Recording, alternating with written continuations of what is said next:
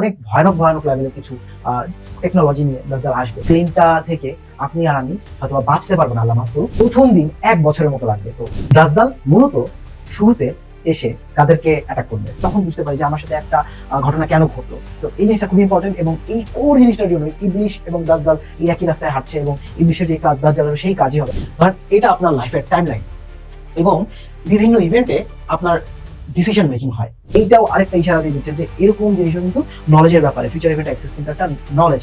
ইয়াজুস ও majus যে dimensional barrier ব্রিচ করে চলে আসছিল, সেগুলো কিন্তু এক্সিস্ট করে বর্তমানে। এখন আল্লাহ তাআলা কোরআনে এই জিনিসগুলোকে মোটামুটি একটা আইডিয়া শুরু দিয়ে দিয়েছেন, যাতে দাজ্জাল যদি ফিউচার থেকে আসে, যেমন হচ্ছে দাজ্জাল ফিউচার ইভেন্ট থেকে পাস্ট ইভেন্টে ট্রাভেল করে এসেছে এবং এই ডাইমেনশনাল ব্যারিয়ারের মাধ্যমেই সে যাতায়াত করছে। এখন দেখবো যে সূরা কাহাফ কিভাবে আমাদেরকে এইটার এগেইনস্টে আমাদের একটা শিল্ড তৈরি করতে বা আমাদের সিস্টেমেটিক প্যাচ তৈরি করতে হেল্প করবে। বিসমিল্লাহির রহমানির রহিম। আসসালামু আলাইকুম, আমি মেহেদী আজিজ। আজকে আপনাদের সামনে সূরা কাহাফের একটা আধুনিক বর্ণনা নিয়ে আমি চলে আসছি। আজকের এই ভিডিওটা দেখাটা খুব ইম্পর্টেন্ট, স্পেশালি এই সময়ে, কারণ চারদিকে পুরা বিশ্বের যে অবস্থা এবং যে ওয়ার সিচুয়েশন, মনে হচ্ছে যে দাজ্জালের সময়টা বা সূরা কাহাফে আল্লাহ তাআলা যেই এনার্জির ব্যাপারে বিরুদ্ধে আমাদেরকে যুদ্ধ করার জন্য প্রস্তুত করছেন, সেই সময়টা খুব কাছে চলে আসছে। তো সেই কারণেই আমরা আজকে এই সূরা কাহাফের ভিতরকার যে অন্তর্নিহিত ইনফরমেশনগুলো, যেগুলো আমরা বর্তমান সময়ে এখনকার সায়েন্স থিওরি এগুলো দিয়ে বুঝার মতো অ্যাবিলিটি আমাদের বর্তমান নলেজ বেইজে চলে এসেছে, সেগুলো দিয়ে আমরা বোঝার চেষ্টা করবো যে সূরা কাহাফটা কেন নবী করিম সাল্লাল্লাহু আলাইহি সাল্লাম দাজ্জালের বিরুদ্ধে ব্যবহার করতে বলেছেন। ওনার নবী করিম সাল্লাল্লাহু আলাইহি সাল্লামের হাদিস হচ্ছে যে যারা ফিতনাতুদ দাজ্জালের সময় সূরা কাহাফকে সাথে রাখবে, অর্থাৎ সূরা কাহাফের কিছু কিছু হাদিস আছে 10 আয়াত, প্রথম 10 আয়াত এবং শেষ 10 আয়াত যারা বারবার তেলাওয়াত করবে, তারা দাজ্জালের ফিতনা থেকে রক্ষা পাবে। এবং সেই প্রথম 10 আয়াত এবং শেষ 10 আয়াত কিন্তু আমরা ততক্ষণ বুঝবো না যতক্ষণ পর্যন্ত পুরো সূরার যে বর্ণনা এবং সেটার বর্তমান সময়ের সাথে কি কানেকশন, দাজ্জালের সাথে কি কানেকশন, সেটা আমরা যতক্ষণ পর্যন্ত না বুঝবো ততক্ষণ পর্যন্ত কিন্তু আমাদের সেই লেন্সটা কাজ করবে না। তো চলুন শুরু করা যাক সূরা কাহাফের বর্ণনা। তো সূরা কাহাফে শুরু করার আগে আমাদের মূলত দাজ্জালের যেই প্রোফাইলটা সেটা বোঝা দরকার, যে দাজ্জাল কিভাবে বা দাজ্জাল কি করবে এবং দাজ্জাল কে, সেই জিনিসটা আমাদের একটু ঠান্ডা মাথায় বোঝা দরকার। দাজ্জাল একটা character, most probably human character, যে কিনা মানুষকে মানুষের মধ্যে এসে ডিভিনিটি দাবি করবে। অর্থাৎ সে বলবে যে আমি স্রষ্টা বা স্রষ্টার সমকক্ষ কেউ, আমাকে ফলো করো, আমাকে ওয়ার্শিপ করো এবং আমার দেখানো রাস্তায় যদি তুমি হাঁটো তাহলে তুমি মোটামুটি অনেক কিছু পাবা। এরকম একটা ক্লেম দাজ্জাল করবে এবং এই ক্লেমটা থেকে আপনি আর আমি হয়তোবা বাঁচতে পারবো না, আল্লাহ মাফ করুক। যদি আমাদের নেক্সট জেনারেশনের উপরেও সেই ক্লেমটা আসে, আমরা কিন্তু বাঁচতে পারবো না যদি আমাদের কনসেপ্ট ঠিক না থাকে। আল্লাহ পাকের দেয়া যে কনসেপ্ট, এই পৃথিবীর যেই ভিউ, আমরা পৃথিবীটাকে কোন লেন্স দিয়ে দেখবো, সেই লেন্সটা যদি ঠিক না থাকে তাহলে কিন্তু আমরা দাজ্জালের খপ্পরে পড়তেই হবে। কারণ দাজ্জাল আমাদেরকে এমন এমন কিছু দিক থেকে অ্যাটাক করবে যে দিকগুলো আমরা কোনোভাবে অস্বীকার করতে পারবো না। কেন? কারণ দাজ্জাল আমাদেরকে অ্যাডভান্স টেকনোলজির মাধ্যমে অ্যাটাক করবে। কারণ আমরা এখন অলরেডি দেখতে পাচ্ছি যে আমরা সোশ্যাল মিডিয়াতে বা ফোনে, ইন্টারনেটে এতটাই ব্যস্ত হয়ে গিয়েছি যে আমরা নিজেদের ফ্যামিলির সময় দিতে পারি না, নিজেদের প্রোডাক্টিভ টাইমগুলোকে আমরা নষ্ট করি। তারপর আমাদের জীবনের যে বড় বড় যে ইভেন্টগুলো, সেই ইভেন্টগুলো পর্যন্ত মিস করে ফেলি শুধুমাত্র এই সমস্ত ফেক সোশ্যাল ইভেন্টগুলো বা সোশ্যাল যেই কন্টেন্টগুলো, এগুলো আমরা কনজিউম করতে করতে। তো আমরা অলরেডি এখনই দেখতে পাচ্ছি যে দাজ্জালের ফিতনার একটা ছোট্ট অংশ মধ্য দিয়ে টেকনোলজি যদি অ্যাটাক করে, মানে দাজ্জাল যদি টেকনোলজির একটা ছোট্ট অংশ দিয়েও অ্যাটাক করে, আমরা কিন্তু ওইখানেই অর্ধেকের বেশি আমরা কিন্তু হারিয়ে যাচ্ছি। সো এই উচ্চমাত্রার প্রযুক্তিগত বিভ্রমটা শুধু এই সোশ্যাল মিডিয়ার মধ্যেই লিমিটেড থাকবে না, আরো অনেক ভয়ানক ভয়ানক লেভেলের কিছু টেকনোলজি নিয়ে দাজ্জাল আসবে, সেটা আমরা ধাপে ধাপে আলোচনা করব।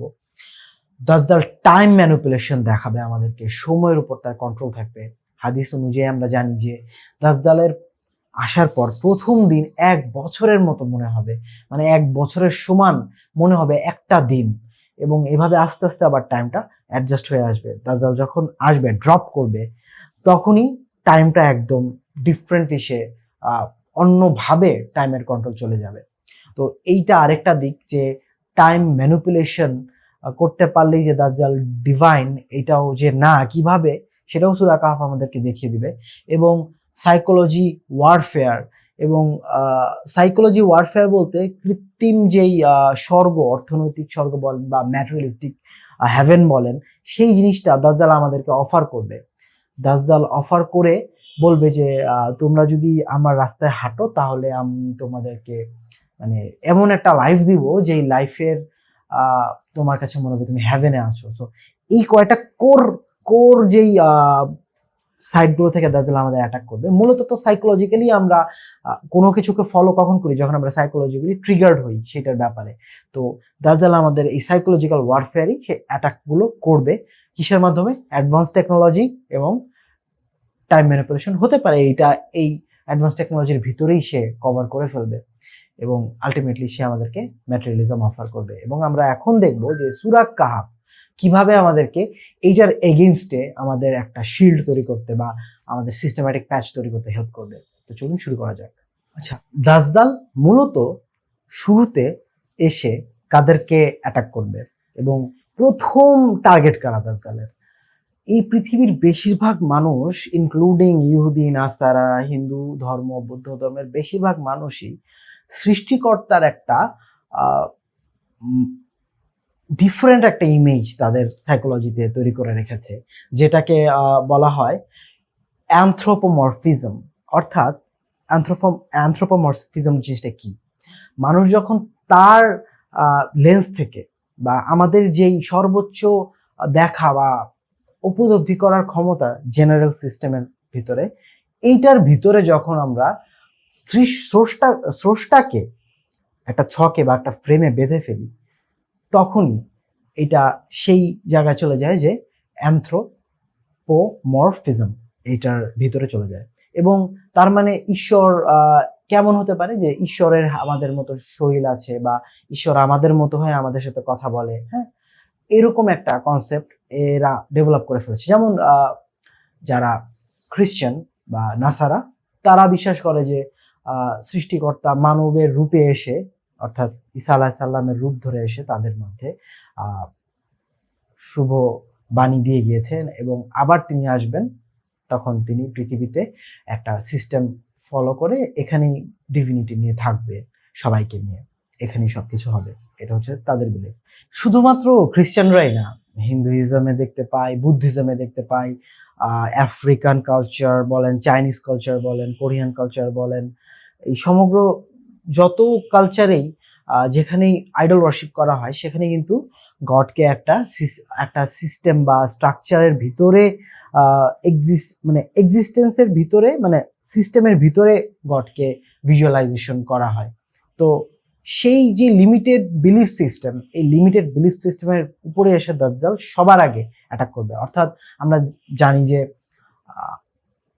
অ্যান্টিক্রাইস্ট যিনি, সেই দাজ্জাল কিন্তু ওই মাসায়ের রূপ ধরেই আসবে সর্বপ্রথম, অর্থাৎ ঈসা আলাইহিস সালামের রূপ ধরেই আসবেন, যাতে করে সবাইকে এই একটা প্রথম অ্যাটাকটা এভাবে করতে পারে। তো এই জিনিসটা কিন্তু আমাদের মাথায় রাখতে হবে। তো এখান থেকে আমাদেরকে সূরা কাহফ শুরুতেই সিকিউরিটি দিয়ে দেয় যে সৃষ্টিকর্তা কিন্তু সন্তান গ্রহণ করে নাই। যারা এই কথাটা বলে তারা খুব বাজে কথা বলে, তাদের জন্য খুব খারাপ সিচুয়েশন অপেক্ষা করতেছে। এমন হতে পারে অনেকে মনে করবে যে, মুসলমানদের মধ্যে অনেকে মনে করবে যে ঈসা আলাইহিস সালাম এসেছেন, তাকে আমরা ফলো করি। কিন্তু ওই যে আমরা যখন দাজ্জালের যেই সিস্টেমগুলো এবং ইমপ্লিকেশনগুলো বুঝবো, তখনই আমরা বুঝবো যে ঈসা আলাইহিস সালাম তো কখনো নিজে ডিভিনিটি দাবি করার মানুষ নন। তিনি নিজেই একজন রাসূল, তিনি আল্লাহর পথে হেঁটে রাসূলত্ব বা নবিত্ব পেয়েছেন। তো ডিভিনিটি দাবি করার মতো কোনো পার্সোনালিটি কিন্তু আসতে পারবে না। একমাত্র স্রষ্টা আমাদের রব, যাকে আমরা দেখতে পাই না এবং যার কোনো সন্তান নেই, যিনি সন্তান গ্রহণ করে না। আমরা সূরা ইখলাসে অলরেডি এটা জানি। তো তো সূরা কাহফ আমাদেরকে এভাবেই শিল্ড দিয়ে দেয় শুরুতেই। তারপরে সূরা কাহফ আস্তে আস্তে অন্যান্য যেই দাজ্জালের অ্যাটাক করার যে অ্যাঙ্গেলগুলো, যেগুলো আমরা একটু আগে আলোচনা করলাম, এই ৩টা সিস্টেম বা এই ৩টা কোর কনসেপ্ট গুলোকে একটা একটা করে কাউন্টার করবে সূরা কাহফ। সূরা কাহফের ঘটনাগুলোর মধ্যে প্রথম ঘটনা হচ্ছে আসহাবে কাহফের, অর্থাৎ গুহাবাসীর ঘটনা, যেখানে কিছু যুবক তাদের রাজার এগেইনস্টে চলে যায়। তারা বলে যে আমরা এক আল্লাহ ইবাদত করব, এবং তাদের রাজা অনেকটা ফেরাউন টাইপ ছিল, তাই তারা রাজার কাছ থেকে বাঁচতে একটা গুহায় যে লুকায়, এবং তারা কিছু সিস্টেম বা আল্লাহর কাছে একটা দোয়া করে। সেই দোয়া করার পরে আল্লাহ পাক তাদেরকে ঘুম পাড়িয়ে দেন, অর্থাৎ তারা আনকনশিয়াস হয়ে যায়, এবং তারা দিনের কিছু অংশ আনকনশিয়াস থাকে। তারা যখন জ্ঞান ফিরে পায়, তারা মনে করে যে দিনের একটা ছোট একটা অংশ তারা ঘুমিয়েছিল বা আনকনশিয়াস ছিল, এবং তারা বাইরে যেয়ে দেখে যে ৩০০ বছর কেটে গিয়েছে, ৩০০ বছর তারা পারি করে দিয়েছে। এইটাই কিন্তু সায়েন্টিফিক্যালি বা থিওরিটিক্যাল সায়েন্সে টাইম ডায়ালেশনের সাথে একদম ওতপ্রোতভাবে কানেক্টেড। তো টাইম ডায়ালেশন কি? সময় সব জায়গায় সেম না, সময় প্রয়োজনে কম্প্রেসড এবং এক্সট্র্যাক্ট হয় জায়গা ভেদে বা সিস্টেম ভেদে। তো এই টেকনোলজিটা পৃথিবীর মধ্যেও পসিবল, এটা আল্লাহ দেখিয়ে দিচ্ছেন। তো দাজ্জাল এসে যদি এই এই টাইম ডায়ালেশন বা এই টাইমে নিয়ে বা কোনো টেকনোলজিক্যাল হ্যাক বা লুপহোল থেকে যদি এরকম টাইম ডায়ালেশন করে দেখায়, কারণ আমরা জানি হাদিস থেকে যে দাজ্জালের প্রথম দিন, দাজ্জাল যখন পৃথিবীতে আসবে বা রিভিলড হবে, তার প্রথম দিন ১ বছরের মতো লাগবে। তো এইটা একটা ডিভিনিটি ক্লেম করার একটা পয়েন্ট হতে পারে দাজ্জালের, যেই কারণে আমাদেরকে সূরা কাহফ আগেই বলে দিচ্ছে, অর্থাৎ আল্লাহ তাআলা আমাদের সূরা কাহফের মাধ্যমে আগেই বলে দিচ্ছেন যে এগুলা আগেও হইছে, পৃথিবীতে এই সমস্ত জিনিস ঘটে, আল্লাহ যাকে ইচ্ছা তাকে অ্যাক্সেস দেন। তো এরকম স্বাভাবিক কিছু যুবকও এরকম ১ বছরের মানে ৩০০ বছরের মধ্যে দিয়ে গিয়েছিল। তো আমরা যাতে এই চেঞ্জের কারণে দাজ্জালের ব্যাপারে সফট হয়ে না পড়ি, সেই জিনিসটা কিন্তু আল্লাহ তাআলা আমাদেরকে সূরা কাহফের এই ঘটনায় ক্লিয়ারলি দিয়ে দিচ্ছেন।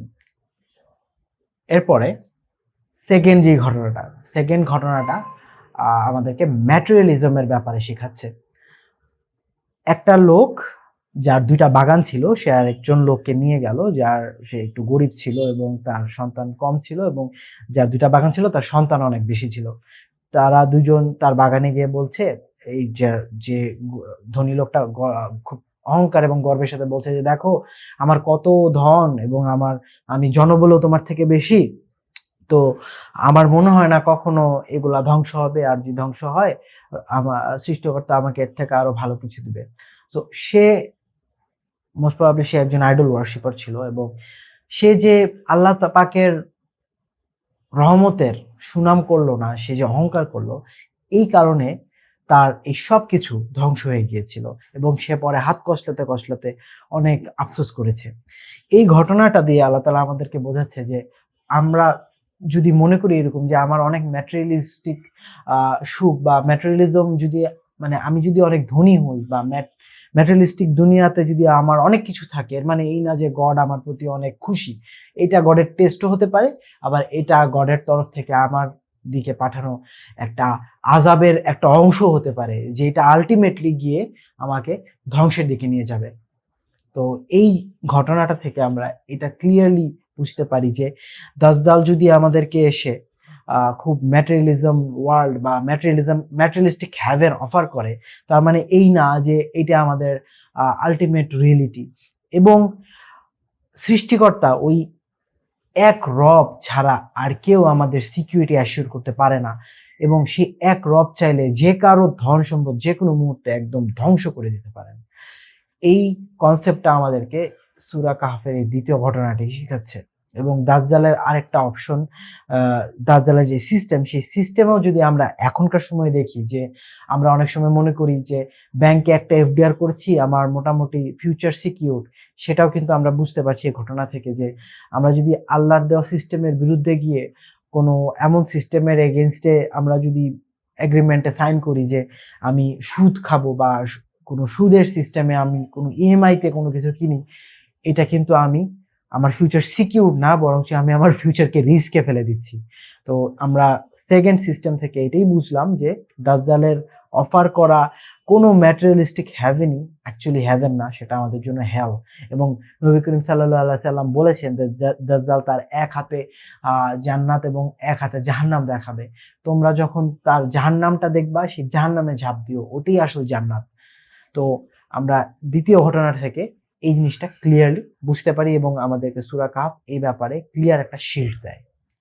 এরপরে আল্লাহ তাআলা আমাদেরকে ইবলিশের যে অহংকার করার ঘটনাটা সেটা বলেন। আদম আলাইহিস সালামকে যখন আল্লাহ তাআলা তৈরি করেন, ওই সময় আল্লাহ তাআলা ফেরেশতাদের এবং ইবলিশ সেই জায়গায় ছিল এবং তাদেরকে আল্লাহ তাআলা বলেন যে আমি আল্লাহ তাআলা যখন আদম আলাইহিস সালামের ভিতর রূহ ফুঁকে দিলেন, তারপর সবাইকে বললেন যে আদম আলাইহিস সালামকে যেন সবাই সিজদা করে এবং সব ফেরেশতারা সিজদা করলেও ইবলিশ কিন্তু সিজদা করেনি এবং সেখান থেকেই কিন্তু ইবলিশ হয়েছে।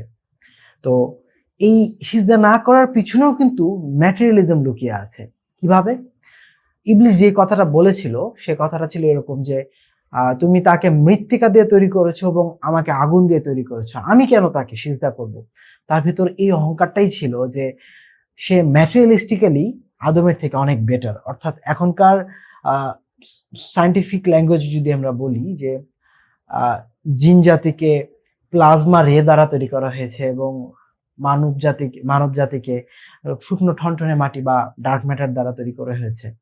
তো এই দুটা জিনিসের মধ্যে যে তফাৎটা, ম্যাটেরিয়ালিস্টিক তফাৎটা, এইটা শয়তানের কাছে ইবলিশের কাছে অনেক বড় হয়ে গিয়েছিল এবং সে আল্লাহ তাআলা আদম আলাইহিস সালামের যেই আরেকটা স্পিরিচুয়াল সাইড দিয়েছেন, সেই ব্যাপারে সে টেরই পেল না, বুঝতেই পারল না।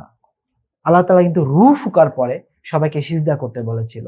তো ম্যাটেরিয়ালিজমের বাইরেও যে স্পিরিচুয়াল যে ডেপথটা, সেটা ইবলিশ বুঝতে পারেনি এবং দাজ্জালও কিন্তু ঠিক একই অ্যানালজি আমাদের ভিতরে ঢোকানোর চেষ্টা, মানুষের ভিতরে ঢোকানোর চেষ্টা করবে। সে আমাদেরকে এই ম্যাটেরিয়ালিস্টিক ক্যালকুলেশনের উপর ডিসিশন মেকিং করা শিখাবে এবং আমরা অলরেডি দেখতে পাচ্ছি যে এখনই মানুষ যে সিস্টেমের মধ্যে চলে এসেছে, সবাই র্যাশনাল বলতে বুঝে যে ম্যাটেরিয়ালিস্টিক ডিসিশন, কিন্তু সবসময় কিন্তু লজিক্যাল ডিসিশন মানেই ম্যাটেরিয়ালিস্টিক ডিসিশন হতে হবে এমনটা নেসেসারি না। আমরা যখন কোনো একটা ঘটনার স্পিরিচুয়াল সাইডটা নিয়ে কল্পনা করি, তখন বুঝতে পারি যে আমার সাথে একটা ঘটনা কেন ঘটলো। তো এই জিনিসটা খুবই ইম্পর্টেন্ট এবং এই কোর জিনিসটার জন্য ইবলিশ এবং দাজ্জাল এই একই রাস্তায় হাঁটছে এবং ইবলিশের যেই কাজ, দাজ্জালেরও সেই কাজই হবে মানুষকে ডিসেপশনের দিকে নিয়ে যাওয়া। দাজ্জাল শব্দের অর্থই কিন্তু ডিসেপশন বা ফেক। তো এরপরে আসে মুসা আলাইহিস সালামের সেই যাত্রা এবং এই যে যাত্রা, এই যাত্রার মধ্য দিয়ে একটা বিশাল বড় ইনফরমেশন বা একটা বিশাল বড় ডাইমেনশনাল দরজা আমাদের জন্য খুলে যায় এবং আমরা এখন এটা নিয়ে আলোচনা করব। মুসা আলাইহিস সালাম একটা যাত্রায় যান এবং সেই যাত্রায় তিনি একজন মানুষের দেখা পান, যেই মানুষটা কিছু এমন সব ঘটনা ঘটায় যেগুলা মুসা আলাইহিস সালাম তার লজিক্যাল সেন্স বা রেশনাল সেন্স দিয়ে জাস্টিফাই করতে পারেন না। ঘটনাগুলো কি ছিল? ঘটনাগুলো ছিল এরকম যে প্রথমে মুসা আলাইহিস সালাম এবং সেই ব্যক্তি যাকে আমরা পরে হাদিস থেকে জানতে পারি যে খিজির আলাইহিস সালাম তার নাম, একটা নৌকায় যান তারা। নৌকাটা তিনি ফুটো করে দেন। নৌকাটা একটা গরিব লোকের ছিল, কিন্তু তারপরেও সেই নৌকাটা খিজির আলাইহিস সালাম ফুটো করে দেন এবং এটা দেখে মুসা আলাইহিস সালাম অনেক বেশি অবাক হয়ে যান এবং উনি তাকে জিজ্ঞেস করে ফেলেন যে তুমি এটা কি করলা? তারপরে কিন্তু মজার ব্যাপার ছিল যে খিজির আলাইহিস সালাম একটা খুব মজার একটা শর্ত দিয়েছিলেন মুসা আলাইহিস সালামকে যে আমরা যে জার্নি করবো একসাথে, তুমি তো কিছু একটা শিখতে এসেছো, আমরা যে একটা জার্নিতে যাব, এই জার্নিতে তুমি আমাকে কোনো কোশ্চেন করতে পারবে না। কিন্তু মুসা আলাইহিস সালাম উনি এটা মানতেই পারেন না যে খিজির আলাইহিস সালাম একটা গরিব লোকের নৌকা ফুটো করে দিয়েছেন এবং সেটা ডুবে যাচ্ছে। ঠিক একইভাবে তিনি একটা ছেলেকে মেরে ফেলেন এবং মুসা আলাইহিস সালাম এটা দেখে একদম ক্ষিপ্র হয়ে যান, পাগল প্রায় হয়ে যান যে এটা তুমি কি করলা, এটা আপনি কি করলেন, যে আপনি একটা মানুষকে মেরেই ফেললেন। তারপরে তারা একটা জায়গায় যায়, তারা তারা দুজন মিলে একটা জায়গায় যায় যেখানে যেই জায়গার মানুষরা তাদেরকে খাবার চাইলেও খাবার দেয় না, মানে তাদেরকে আপ্যায়ন করে না। তারা খুব ক্ষুধার্ত ছিল, তারা গিয়ে কিছু খাবার চাইলেও তাদেরকে খাবার দেন না। যদিও এই পার্টটুকু কোরআনের না, এই পার্টটুকু আমরা হাদিস এবং অন্যান্য তফসির থেকে জানতে পারি যে খাবার না দেওয়ার পার্টটা। কিন্তু আমরা পরে জানতে পারি কোরআনে যে ঘটনাটা সেটা হচ্ছে যে তারপরেও খিজির আলাইহিসসালাম তাদের ওই এলাকায় একটা দেয়াল ছিল ভাঙা, সেই ভাঙা দেয়ালটা ঠিক করে দেন। মুসা আলাহিসাল্লাম জানতে চান যে তুমি তো এই দেওয়ালটা ঠিক করার বিনিময়ে এখান থেকে কিছু খাবার টাবার নিতে পারতেন আপনি। তো এই ৩টা কোশ্চেন করার পরে খিজির আলাইহিসসালাম মুসা আলাহিসাল্লামের কে বলেন, ঠিক আছে আমার সাথে আর তোমার চলার দরকার নেই, কারণ তুমি আমার কথা মানতেছো না, তুমি বারবার কোশ্চেন করতেছো। এটা ছিল কোর ঘটনা, মানে মূল যে ঘটনার সামারি। এখন এই ৩টা ঘটনা ঘটার পরে খিজির আলাইহিসসালাম ব্যাখ্যা দেন। খিজির আলাইহিসসালামের ব্যাখ্যাটা এরকম ছিল যে যেই নৌকা, এটা কিন্তু আল্লাহর দেয়া ব্যাখ্যা। আল্লাহ বলছেন, তার মানে এটা 100% ট্রুথ, কোরআনের ঘটনা। তো এই যে নৌকাটা কিছুক্ষণ পরে বা সেই দিন এক রাজা সেই সমুদ্র দিয়ে আসতো এবং সেই রাজা ভালো ভালো নৌকাগুলো নিয়ে যেত কোন এক যুদ্ধের জন্য। ওই গরিব লোকটার নৌকাটা যাতে রাজা নিয়ে না যায়, সেই কারণে তিনি এই নৌকাটা ফুটো করে দেন, যাতে করে নৌকাটা ডুবে থাকে এবং নৌকা নিয়ে রাজা কি করবে। তারপরে ঘটনায় যে ছেলেটাকে তিনি মেরে ফেলেন, সেই ছেলেটা বড় হয়ে খুব ভয়ানক লেভেলের একজন খারাপ মানুষ হতো এবং তার বাবা মা ছিল খুব ভালো মানুষ। বাবা মা এই ভালো মানুষ দুটোর উপর অনেক অত্যাচার হতো এই ছেলেটার মাধ্যমে। তাই তিনি ছেলেটাকে মেরে ফেলেন এবং আল্লাহ তাআলা তাদেরকে আরেকটা সন্তান দিবেন, পুত্র সন্তান দিবেন, যে কিনা এই ছেলের থেকে অনেক ভালো হবে। এই কারণে আল্লাহ তাআলার ইচ্ছায় তিনি ছেলেটাকে মেরে ফেলেন। এবং থার্ড যেই ঘটনা, যেই দেয়ালটা তিনি তৈরি করে দেন, যে গ্রামবাসীর কাছে তিনি খাবার পাননি, বা এটা আমরা কনফার্ম না হয়ে এতটুকু আমরা জানি যে তিনি একটা ভাঙা দেয়াল ঠিক করে দেন। তো এই দেয়ালটা ঠিক করে দেওয়ার পরে কারণ হচ্ছে যে এই দেয়ালটা যে জমির উপর ছিল, সেই জমির নিচে কিছু অ্যাসেট ছিল, অর্থাৎ কিছু ধন সম্পদ ছিল। যেই ধন সম্পদের মালিক ছিল দুটো এতিম সন্তান, এবং এতিম সন্তান দুটো ছিল একদম ছোট বয়সের, অল্প বয়সের। এখন যদি ওইখানকার লোকদের যে অবস্থা, ওই সময় যদি সেই জিনিসগুলো বেরোয় আসতো ওই ভাঙা দেওয়ালটার ভিতর থেকে, তাহলে ওই সময়কার ওই এলাকার মানুষগুলো হয়তো বা সেই ধন সম্পদ খেয়ে ফেলতো, সেই ছেলে দুটো আর পেতো না। তাই তারা বড় হয়ে এই ধন সম্পদটা যাতে খুঁজে পায়, সেই কারণে তিনি দেওয়ালটা আবার ঠিক করে দেন। তো এই ৩টা ঘটনাতে আমরা যে কমন জিনিসটা দেখতে পাই, যে বারবার খিজির আলাইহিসসালাম ফিউচার ইভেন্টের উপর ডিপেন্ড করে বর্তমানে চেঞ্জ করছেন। এই কনসেপ্টটা হচ্ছে ফিউচার ইভেন্ট অ্যাক্সেস, অর্থাৎ ভবিষ্যতের ইনফরমেশন বর্তমান থেকে জেনে যাওয়ার যে ব্যাপারটা। আল্লাহ তাআলার এক বান্দা যার কাছে আল্লাহ তাআলার তরফ থেকে বিশেষ জ্ঞান ছিল। এখন এখানে যেটা বোঝার জিনিস, যে খিজির আলাইহিসসালাম বারবার ফিউচার ইভেন্ট অ্যাক্সেস করতেছিলেন, আর সেটার উপর ডিপেন্ড করে তিনি পাস্টে অর্থাৎ বর্তমানে অ্যাডজাস্টমেন্ট করছিলেন। যেরকম রাজা যে আসতেছেন বা রাজা যে আসবেন, সেটা ধরেন আমরা এটা আন্দাজ করতে পারি যে হয়তো তিনি দেখে আসছেন, সেটা দেখে এসে তিনি ঠিক করে নৌকাটা ভেঙে দিয়েছেন। কিন্তু এই ছেলেটা বড় হয়ে সেকেন্ড যে ঘটনাটা, অর্থাৎ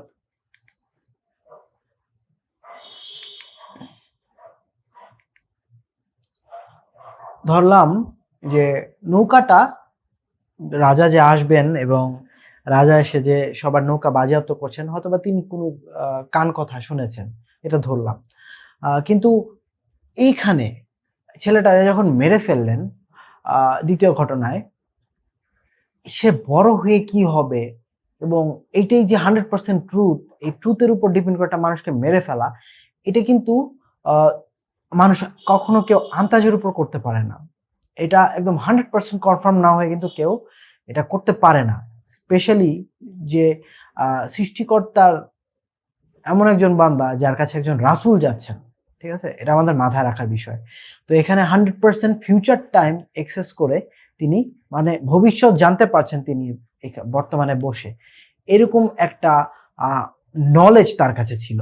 আল্লাহ তাআলা যখন খিজির আলাইহিসসালামের ব্যাপারে, মানে ওই ব্যক্তির ইন্ট্রোডাকশন দেন, মানে যাকে আমরা খিজির আলাইহিসসালাম বারবার মেনশন করছি, মুসা আলাইহিসসালাম যার কাছে গিয়েছিলেন, তার ইন্ট্রোডাকশন দেওয়ার সময় আল্লাহ তাআলা এটাই বলছিলেন যে আমার এক বান্দা যার তার রবের পক্ষ থেকে স্পেশাল ইলম ছিল। অর্থাৎ আল্লাহ তাআলা এখানে নলেজ বা ইনফরমেশন বা একটা স্কিল সেটের ব্যাপারে আল্লাহ তাআলা বলছেন। তো এই যে ফিউচার অ্যাক্সেস করা, কিভাবে আমরা যদি এই জিনিসটাকে আমরা থিওরিটিক্যালি বোঝার চেষ্টা করি যে ধরেন এটা আপনার লাইফের টাইমলাইন এবং বিভিন্ন ইভেন্টে আপনার ডিসিশন মেকিং হয় এবং এই ডিসিশন মেকিং এর জায়গায় যেই ডিসিশন নিচ্ছেন সেটার উপর ডিপেন্ড করে যে আপনার ফিউচারের কোন প্রবাবল ফিউচারটা আপনার বেরোবে। তো যদি একদম বেজ লাইনে দেখি, আমরা যদি একদম বেজ লাইনে আগাই, সেখানে একটা ফিউচারের আউটকাম এবং বিভিন্ন জায়গায় বিভিন্ন ডিসিশনের কারণে আমরা বিভিন্ন আউটকাম জেনারেট করতে পারি। তো এভাবেই একটা স্পেসিফিক জায়গায় তিনি চেঞ্জ করলেন এবং এই চেঞ্জ করাতে ফিউচারটা কোন জায়গায় চেঞ্জ করলে ফিউচারটা পারফেক্ট হবে সেটাও কিন্তু আমাদের জানতে হবে এই টাইম ফিউচার ইভেন্টে অ্যাক্সেস করে এবং প্রিফিক্স করার জন্য। তো এই পুরো সিস্টেমটা খিজির আলাইহিস সালাম অর্থাৎ আল্লাহ তাআলা কোরআনে যে ব্যক্তির কথা বলছেন তার নলেজে ছিল এবং তার নলেজে থাকার কারণে কিন্তু তিনি এই চেঞ্জেসগুলো করতে পেরেছেন। তো আল্লাহ তাআলা আমাদেরকে এইটাও আরেকটা ইশারা দিয়ে দিচ্ছেন যে এরকম জিনিসও কিন্তু নলেজের ব্যাপারে ফিউচার ইভেন্ট অ্যাক্সেস কিন্তু একটা নলেজ, এটা একটা স্পেশাল ইলম যেটা স্রষ্টার পক্ষ থেকে বান্দা পেতে পারে এবং পেয়েছে। তো এই ইনফরমেশনটা আমাদের কিভাবে কার্যকর? দাজ্জালের ব্যাপারে। দাজ্জাল ভবিষ্যৎবাণী করবে এবং ভবিষ্যৎবাণীগুলো যখন মিলে যাবে তখন মানুষ তার ব্যাপারে আরো সফট হয়ে যাবে। তো আমরা এখান থেকে দেখতে পাচ্ছি যে প্রেডিক্টিভ টেকনোলজি বা ফলস ডিভিনিটির কিন্তু কোনো কানেক্টিভিটি নেই। প্রেডিক্টিভ টেকনোলজি এক জিনিস, এটা একটা ইলম, আর ডিভিনিটি এটা অনেক আপার লেভেলের। কেউ যদি এসে বলে যে আমি ভবিষ্যৎ বলে দিচ্ছি এবং সে ভবিষ্যৎ যদি মিলে যায়, এর মানে এই না তার হাতে আমার ভবিষ্যৎ আমার রবের হাতে। সে হয়তো বা কোনো একটা টেকনোলজিক্যাল এক্সেস নিয়ে এসে আমার সাথে এরকম কথা বলছে।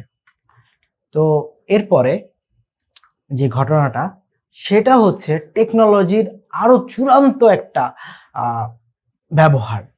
এই পর্যন্ত আমরা টাইম ডাইলেশন দেখলাম, আমরা দেখলাম যে টাইমকে কিভাবে ফিউচার টাইম এক্সেস কিভাবে করা যায়, ফিউচার ইভেন্ট এক্সেস করে কিভাবে পাস্টে মানুষ তার ভবিষ্যৎকে চেঞ্জ করার মতো ইলমও আছে।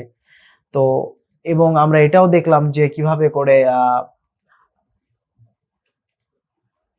করে মানুষ টাইমকে ডিফারেন্টলি পারসিভ করতে পারে। আমার জন্য একরকম টাইম, আপনার জন্য অন্যরকম টাইম, এটাও হওয়া পসিবল। এগুলো সবকিছু টেকনোলজিক্যালি ফিজিক্সের ভিতরে দিয়েই করা পসিবল যদি আল্লাহ চান। তো এই জিনিসগুলোর পরে যে জিনিসটা সবচেয়ে ভয়ানকভাবে মানুষকে ইফেক্ট করবে এবং যেটার উপরে সামনের ফিউচারের অনেক কিছু ডিপেন্ড করবে, সেটা হচ্ছে এখন যেটা নিয়ে আলোচনা করব সেই জিনিসটা। এটা হচ্ছে স্পেস টাইম পোর্টাল টেকনোলজি। এই ব্যাপারটা আল্লাহ তাআলা সূরা কাহফের শেষের যে ঘটনাটা, যেটা কিনা যুলকারনাইন এবং ইয়াজুজ মাজুজের যে ঘটনাটা, সেখানে আল্লাহ তাআলা আমাদেরকে এই ব্যাপারে অ্যাওয়্যার করছেন এবং এটাই না, শুধু এলিয়েন এক্সিস্টেন্সের ব্যাপারেও এখানে কথা হচ্ছে। এটা আমরা এখন দেখব। সূরা কাহফের শেষের যে ঘটনাটা সেটা হচ্ছে যুলকারনাইনের ঘটনা। যুলকারনাইনের একটা যাত্রা, সেটা আল্লাহ তাআলা যখন যুলকারনাইনের পরিচয় দেন তখন বলেন যে যুলকারনাইনকে আল্লাহ তাআলা সাবাব দিয়েছেন, অর্থাৎ একটা মাধ্যম দিয়েছেন, যে মাধ্যমটায় তিনি একটা রাস্তা অবলম্বন করেন। এখন এই সাবাবের জেনারেল অর্থ সাধারণভাবে যেটা কোরআন শরীফের ট্রান্সলেশন বা তাফসিরে পাওয়া যায়, এটা ছিল একটা পৃথিবীর বিভিন্ন জায়গায় যাওয়ার একটা পদ্ধতি। কিন্তু সাবাবের অন্যান্য যেই ট্রান্সলেশন বা অন্যান্য যে ব্যবহারগুলো কোরআনের মধ্যে আমরা পাই, সেখান থেকে ক্লিয়ার বোঝা যায় যে সাবাব হচ্ছে আসমান অর্থাৎ আকাশের দিকে যাত্রা করার একটা মাধ্যমকেই সাবাব হিসেবে আল্লাহ তাআলা ব্যবহার করেছেন। তো এখানে যুলকারনাইনকে আল্লাহ তাআলা এই আসমানে যাত্রার একটা মাধ্যম দিয়েছিলেন, যেই মাধ্যমে তিনি এমন একটা জায়গায় যান যেখানে মাগরিব হচ্ছিল, অর্থাৎ মাগরিব বলতে আল্লাহ তাআলা এখানে ইউনিভার্সের কসমিক সানসেট বলছেন। তো কসমিক সানসেট কোথায় হয়? এইটা সাধারণত হয় ব্ল্যাক হোল বা ওয়ার্ম হোলের মধ্যে।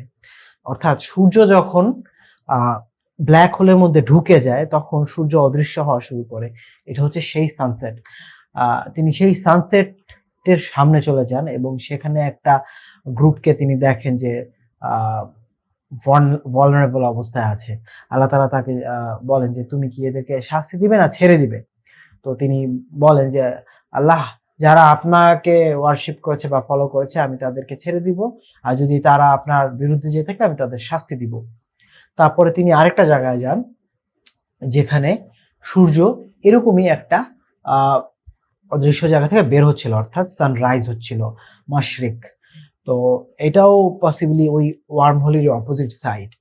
তো এখানে যে তিনি একটা জাতিকে দেখেন, যেই জাতি আ কাছে সূর্য থেকে কোনো প্রোটেকশন ছিল না। এখন যেই জাতির কাছে সূর্য থেকে প্রোটেকশন নাই, সেই জাতি সারভাইভ কিভাবে করে? তার মানে সেই ব্ল্যাক হোল থেকে সূর্য তাদের ওই ডাইমেনশনে বা তাদের ওই ইউনিভার্সে সূর্যটা বের হয়ে আসছিল। তাদের ওই জগতে, সৌরজগৎ তো বলা যাবে না যদি সূর্য না থাকে, তাদের সেই জগতে সূর্য আসছিল, কিন্তু তাদের সেই প্ল্যানেটারি সিস্টেম গুলোতে কোনো ওজোন লেয়ার বা এরকম কোনো সিস্টেম ছিল না যেটা সূর্য থেকে প্রোটেকশন দিবে। এটা আল্লাহ তাআলা বর্ণনা করেছেন এভাবে যে তাদের সূর্য থেকে কোনো প্রোটেকশন ছিল না। তারপর যুলকারনাইন আরেকটা জায়গায় যান, যেইখানে যেয়ে তিনি দেখতে পান যেই সেখানকার যে বাসিন্দা, প্রথম কথা তাদের কথা যুলকারনাইন বুঝতে পারছিলেন না, কিন্তু তারপরেও কিন্তু তাদের মধ্যে একটা কমিউনিকেশন হয় এবং তারা বলে যে ইয়াজুজ মাজুজ তাদের তাদের সেই যেই জমিন, সেই জমিনে অনেক অশান্তি সৃষ্টি করছে এবং যুলকারনাইন আলটিমেটলি তাদেরকে একটা ডাইমেনশনাল ব্লক বা এটাকে বলতে পারি আমরা, যেটা শব্দটা ব্যবহার হচ্ছে সেটা হচ্ছে রাদমা। এটার মানে হচ্ছে ব্লক, অর্থাৎ একটা টেকনোলজিক্যাল ব্লক তিনি বানিয়ে দেন এবং এই যে ব্যারিয়ারটা বা ডাইমেনশনাল ব্লকটা, এটা বানানোর জন্য তিনি লোহা এবং তামাকে খুব স্পেশাল একটা টেকনোলজির মাধ্যমে সিনথেসিস করে তারপর একটা ব্যারিয়ার তৈরি করেন এবং সেই প্রসেসটাও আল্লাহ তাআলা আমাদেরকে কোরআনে মেনশন করে দিয়েছেন, যাতে সূরা কাহফে মেনশন করে দিয়েছেন, যাতে আমরা বুঝতে পারি যে এটা একটা টেকনোলজিক্যাল প্রসেস। এবং যুলকারনাইন এই পুরো ব্যাপারটা একজন একজন পার্সন যে পুরো ব্যাপারটা করতে পারে, ডাইমেনশনাল জার্নি করতে পারে এবং এমন এমন জায়গায় চলে যেতে পারে যেখানে সূর্য থেকে প্রোটেকশন নাই, এমন সব আমরা ইয়াজুজ মাজুজ থেকে ক্লিয়ার একটা আইডিয়া পাই যে যদি এটা এক্সট্রা টেরেস্ট্রিয়াল সিনারিওই হয়ে থাকে তাহলে 100% যেই জাতির কথা যুলকারনাইন বুঝতে পারছিলেন না, পরে সামহাও কোনো একটা ট্রান্সলেশন বা কোনো একটা সিস্টেমের মাধ্যমে তারা হয়তো বা কনভারসেশন করেছিলেন, তারাও এলিয়েন এবং ইয়াজুজ মাজুজ একটা different kind of alien. Alien বলতে আমরা কি বুঝি? যারা আমাদের এই গ্রহের বাইরে অবস্থান করেন। এবং আমরা সূরা কাহফের এই বর্ণনা থেকে যদি এই আইডিয়াটাই পাই যে এগুলো এই পৃথিবীর ঘটনা না, তাহলে তো কনফার্ম যে তারা এলিয়েন। সো আমরা এখানে এলিয়েনের এক্সিস্টেন্স জানতে পারছি, আমরা এখান থেকে এটা জানতে পারছি যে একটা পার্সন চাইলে এরকম মাল্টি ডাইমেনশনাল জার্নি করতে পারেন, মাল্টিভার্সের জার্নি করতে পারে, তারপরে এরকম ব্লক তৈরি হয়ে যায়, যে ব্লক মানে এক ডাইমেনশন থেকে আরেক ডাইমেনশনে কোনো স্পিসিসকে ব্লক করে দেওয়ার মতো টেকনোলজিও আছে। এই সব কিছু সূরা কাহফের এই শেষের যে ঘটনাটা, যুলকারনাইনের যে ঘটনাটা, এখানে আল্লাহ তাআলা সুন্দরভাবে আলোচনা করেছেন এবং আমরা এখান থেকে জানতে পারি যে কসমিক প্যাথওয়েস এবং অ্যাডভান্স মেটালের অ্যাডভান্স কিছু ব্যবহার যে ডাইমেনশনাল লেভেলে, কসমিক লেভেলে চেঞ্জ নিয়ে আসতে পারে, সেটাও আমরা একটা আইডিয়া পাই, যাতে এখান থেকে যারা গবেষক আছে বা আমাদের মধ্যে যে গ্রুপটা এই সায়েন্টিফিক ব্যাপারগুলো নিয়ে আগাবে, তাদের জন্য এখানে কিছু কিছু হিন্টিং কিন্তু দেয়া আছে। শুধু তাই না, এই মুসা আলাইহিস সালামের যে ঘটনাটা আমরা আলোচনা করলাম, সেখানেও এমন ছোট ছোট কিছু হিন্ট আছে যেটা আমরা আলোচনা করিনি। যে মুসা আলাইহিস সালাম যখন খিজির আলাইহিস সালামের সাথে দেখা করেন, ঠিক তার আগে একটা অন্যরকম একটা ঘটনা ঘটে। তার সাথে একজন সঙ্গী ছিল, তার নাম সেখানে মেনশন করা নাই। তার সাথে একজন সঙ্গী ছিল, সেই সঙ্গীর সাথে তিনি জার্নিটা করছিলেন। তো তার সঙ্গীর কাছে একটা মাছ দেয়া ছিল খাওয়ার জন্য, এবং আমরা বিভিন্ন তফসির থেকে জানতে পারি সেই মাছটা মানে মৃত মাছ ছিল, খাওয়ার জন্য প্রিপেয়ার করা মাছ ছিল, যাতে তারা জাস্ট এটা কুক করে খেয়ে ফেলতে পারে, বা প্রবাবলি এটা কুকড ফিশ ছিল। এক কথায় এটা তাদের খাবার ছিল। এবং সেই মাছটা একটা জায়গায় জ্যান্ত হয়ে একটা সুড়ঙ্গ তৈরি করে, একটা পথ তৈরি করে চলে যায় এবং হারিয়ে যায় পানির দেশে, পানিতে হারিয়ে যায়, সুড়ঙ্গ তৈরি করে। এবং এই সুড়ঙ্গ যেখানে ছিল সেই জায়গাটাতেই মুসা আলাহিসাল্লাম এসে সামাও এরপরে খিজির আলাহিসাল্লামের দেখা পান। তো এখানে ছোট ছোট ছোট ছোট অনেক হিন্টিং আছে, যে হিন্টিং গুলো বা যেখান থেকে হয়তো বা যারা আমাদের মধ্যে যারা সায়েন্টিফিক রিসার্চ করবে তাদের জন্য অনেক ছোট ছোট ম্যাপ দেয়া আছে, যে এখান থেকে হয়তোবা কোনো সূত্র বেরিয়ে আসবে। তো এই ছিল জুলকারনাইনের ঘটনা। ইয়াজুস ও মাজুস যে ডাইমেনশনাল ব্যারিয়ার ব্রিচ করে চলে আসছিল, এটাও আমরা আলোচনা করে ফেলেছি। এখন এই ব্যাপারটা, ইয়াজুজ মাজুজের যে ব্যাপারটা বা জুলকারনাইনের যে ব্যাপারটা, এখান থেকে দাজ্জালের কি সম্পর্ক? দাজ্জাল যদি বা দাজ্জালের সিস্টেমের মধ্যে যদি এমন কোনো সিস্টেম থাকে যেখানে আমরা দেখতে পাচ্ছি যে দাজ্জালের কোনো আর্মি চলে আসলো সিমিলার টু ইয়াজুজ মাজুজ, বা দাজ্জাল বিভিন্ন জায়গায় হঠাৎ হঠাৎ এখান থেকে ভ্যানিশ হয়ে অন্য কোথাও অ্যাপেয়ার হয়ে যাচ্ছে, তো এই জিনিসগুলো কিন্তু পসিবল। এখনকার সায়েন্স বা যে পরিমাণ প্রুফ সায়েন্স আছে, সেই প্রুফ সায়েন্সে হয়তো বা আমরা এই জিনিসগুলোকে প্রমাণ করতে পারি না, কিন্তু থিওরিটিক্যালি কিন্তু এই সবগুলোর পিছনে কিছু না কিছু সায়েন্টিফিক থিওরি কিন্তু এক্সিস্ট করে বর্তমানে। এখন আল্লাহ তাআলা কোরআনে এই জিনিসগুলোকে মোটামুটি একটা আইডিয়া স্বরূপ দিয়ে দিয়েছেন, যাতে দাজ্জাল যদি ফিউচার থেকে আসে, যদি এমন হয় যে দাজ্জাল ফিউচার ইভেন্ট থেকে পাস্ট ইভেন্টে ট্রাভেল করে এসেছে এবং এই ডাইমেনশনাল ব্যারিয়ারের মাধ্যমেই সে যাতায়াত করছে বা বিভিন্ন রকমের খেলা দেখাচ্ছে, তাহলে তার ডিভিনিটি কিন্তু এটা থেকে ক্লেম হয় না। এটা একজন আল্লাহর এক বান্দা এর আগে করেছেন, আল্লাহ আমাদের রেকর্ডে দেখিয়ে দিচ্ছেন, কোরআনের রেকর্ডে, যে জুলকারনাইন এরকম জার্নি অলরেডি করে ফেলেছেন, এবং ইয়াজুজ মাজুজ এরকম এক ডাইমেনশন থেকে অন্য ডাইমেনশনে চলাচল করেন। এবং ইনফ্যাক্ট জুলকারনাইন যখন ইয়াজুজ মাজুজের আসার পথটা বন্ধ করে দেন রাদমা তৈরি করে, তখন তিনি বলেন এই ব্লকটা ততদিন পর্যন্ত তাদেরকে বন্ধ করে দিবে যতদিন পর্যন্ত আমার রবের ইচ্ছা না হয়, বা রবের একটা শর্ত সেটা পূরণ না হয়। তো এর পিছনেও কিছু হিন্টিং আছে। তো আল্লাহ তাআলাই একদিন এটার মুখকে খুলে দিবেন, এবং এইটার মুখ খুললে আবার ইয়াজুজ মাজুজ আসবে, এবং ঠিক এটা কিয়ামতের আগ দিয়ে এই সমস্ত ঘটনা ঘটবে। এই সমস্ত ঘটনা, এই কথাগুলো কিন্তু সূরা কাহফে হালকা পাতলা কথা আলোচনা করা আছে। আচ্ছা, তো এটাও আমরা মোটামুটি আইডিয়া পেলাম যে দাজ্জাল এই সমস্ত টেকনোলজির এক্সেস যদি রাখে, তার মানে আমরা দাজ্জালের ফলো করব না, এক আল্লাহকেই ফলো করতে হবে। এবং আমাদের আল্লাহই আগে থেকে জানিয়ে দিয়েছেন, দেখো আমি সৃষ্টিকর্তা, আমি জানি কোন জায়গায় কি আছে।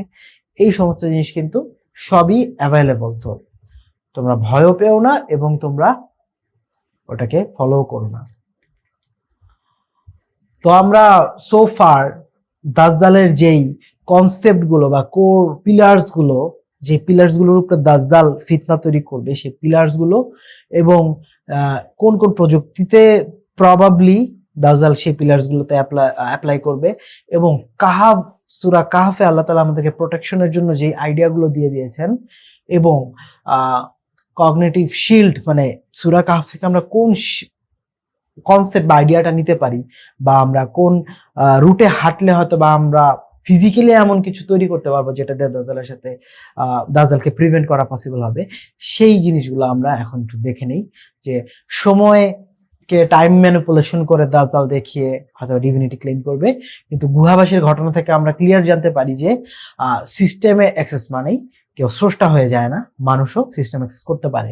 একইভাবে টাইম ম্যানিপুলেশন একইভাবে যদি কোনো কৃত্রিম প্রাচুর্য কেউ আমাদের অফার করে, আনলিমিটেড প্রাচুর্য যদি কেউ অফার করে পৃথিবীতে, এর মানে এই না যে সে গড।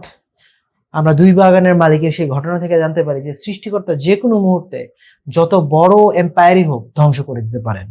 তো বাহ্যিক সম্পত্তি কিন্তু চরম রিয়েলিটি, আলটিমেট রিয়েলিটি না।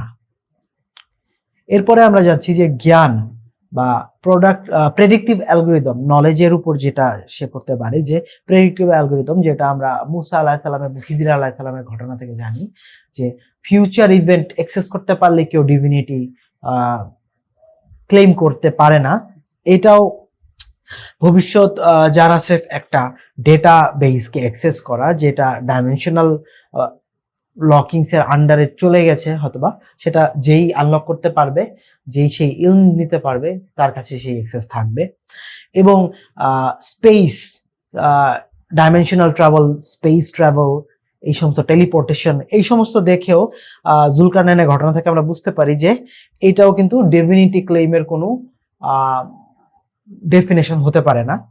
তো এটাও একটা ultra futuristic science. Technological limitation সৃষ্টির যেই ডাইমেনশন সেটাতে লক করে রাখে, এবং স্রষ্টা কিন্তু এই টেকনোলজির লিমিটেশনের বাইরে। তো আমরা এখান থেকে এটাই বুঝতে পারছি যে যেই আসুক, দাজ্জাল আসুক বা কালকে বা পরশুদিন যেই আসুক, যেই এসে যাই দেখাক, সেটা যদি এই সমস্ত লিমিটেশনস এর ভিতর থেকে কেউ কিছু দেখায়, সেখানেই আমরা বুঝতে পারবো এখানে ঘাপলা আছে, এখানে ডিসেপশন আছে, এখানে কোনো স্ক্যাম আছে, এখানে দাজ্জালের ফিতনা আছে। এবং স্রষ্টা এক এবং তার কোনো লিমিট নেই। তিনি আপনাকে ম্যাটেরিয়ালের ভিতর দিয়ে হোক, ম্যাটেরিয়ালের বাইরে দিয়ে হোক, তিনি যেভাবেই হোক, তিনি যা চান সেটা হয়ে যাবে। এবং সূরা কাহফটা শেষ হয় এটা দিয়ে যে এই পর্যন্ত আমরা যে নলেজগুলো পেলাম, দাজ্জাল যে নলেজগুলোর এগেইনস্টে ডিভিনিটি ক্লেম করবে, যেই নলেজগুলো আমরা পেলাম, সেই নলেজগুলোই সম্পূর্ণ নলেজ না।